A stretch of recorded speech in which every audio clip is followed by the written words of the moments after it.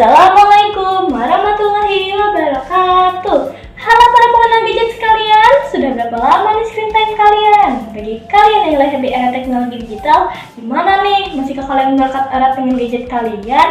Halo semuanya, saya Zakira Azahra, seorang Gen Z yang juga masih terikat erat dengan gadget dan dunia digital. Kita ini lahir di era kemudahan ya. Mau makan tinggal pesan, mau jalan-jalan juga tinggal pesan, mau berita hits terbaru, lihat FYP dong, di mana lagi. Namun, kalian tahu nggak sih, tidak semua berita yang kita dapat di dunia maya adalah sebuah kebenaran. Banyak berita-berita yang telah dimodifikasi oleh orang-orang atau yang bisa kita sebut sebagai hoax. Nah, disinilah kemampuan literasi digital kita diuji. Namun, kalian tahu nggak sih apa itu kemampuan literasi digital? Literasi digital adalah satu kemampuan kita untuk memperoleh dan menerapkan informasi-informasi dari berbagai sumber di dunia digital. Literasi digital tak hanya fokus pada penggunaan perangkat digital, namun bagaimana kita berpikir kritis serta beretika dalam dunia digital. Nah, jika kita simbolisasikan, akan ada suatu kerajaan besar dengan kita sebagai sang raja yang duduk di singgah Di sebuah kerajaan tentunya akan ada gerbang, dan di gerbang tersebut tentunya ada sang penjaga.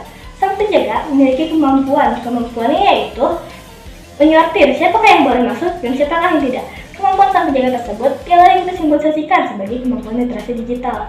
Nah, sang penjaga juga tak asal jadi. Ia melatih dirinya agar akan dapat membedakan manakah yang pantas masuk dan manakah yang tidak. Begitupun kita dengan kemampuan literasi digital kita. Nah, kita mulai dari hal yang simpel terlebih dahulu ya. Kalian pernah nggak sih melihat berita-berita heboh yang beredar di media sosial? Nah, sekarang saatnya saya yang bertanya, apakah kalian yakin berita itu benar-benar nyata? Atau malah berita itu hanya kalangan belaka? Atau malah lagi berita itu merupakan generate AI? Wah, ngeri ya teknologi zaman sekarang, bahkan saya pun sudah mulai terkecoh. Nah, gimana sih cara membedakannya agar kita tidak terbawa arus oleh berita-berita yang salah? Nah, ada 3 langkah yang saya sediakan di sini. Langkah pertama, periksa latar belakang dari sang pemberita tersebut. Apakah dia dapat dipercaya? Jika latar belakangnya belum jelas, periksa pada media-media terpercaya lainnya. Langkah kedua, periksa tata bahasa dari pemberitaan tersebut. Berita resmi biasanya bersifat objektif dan tidak provokatif. Lalu, langkah ketiga, periksa berita kapankah itu dan apa sih konteks dari berita tersebut agar tidak terjadi kesalahpahaman. Nah, itu dia materi kita yang pertama, lalu kita lanjut ke materi selanjutnya. Kalian pernah nggak sih kalau sudah main ponsel rasanya tidak ingin lepas dan waktu melewati kalian begitu saja? Kalau gitu, selamat, bukan hanya Anda, namun saya juga begitu. Kalau gitu, ayo mari kita nyari solusinya bersama. Nah, salah satu hal yang paling mencolok dalam gadget adalah penggunaan media sosial. Dalam media sosial, ada satu hal lagi yang paling menonjol, yaitu format video pendek. Format video pendek itu seperti apa sih? Format video pendek seperti Instagram Reels, YouTube Short, dan tentunya TikTok. Video pendek itu berdampak pada kita. Berdampak pada apa saja? Berdampak pada pengurangan fokus kita dan pengurangan pengendalian diri. Lalu ada lagi nih, kalau kalian main ponsel bersabar beberapa menit kan? Namun ternyata waktu telah berlalu berjam-jam. Nah, itu ada penjelasan psikologis ya.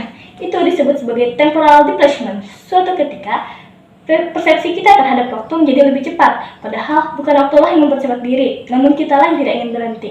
Karenanya, coba letakkan gadget kalian sebentar, lalu beristirahatlah. Injaklah rumput di sekitar kalian, hiruplah udara segar tersebut. Nah, gadget tak selamanya selalu berdampak negatif loh, banyak juga dampak positifnya, salah satunya di bidang pendidikan. Dalam bidang pendidikan, kita dapat mengambil dampak positif dari gadget. Contohnya seperti dengan melakukan bimbel online dan juga video pembelajaran pada media dan gadget tersebut. Video pembelajaran ada di mana? Ada di YouTube, ada di ruang guru, dan hal-hal dan media-media lainnya.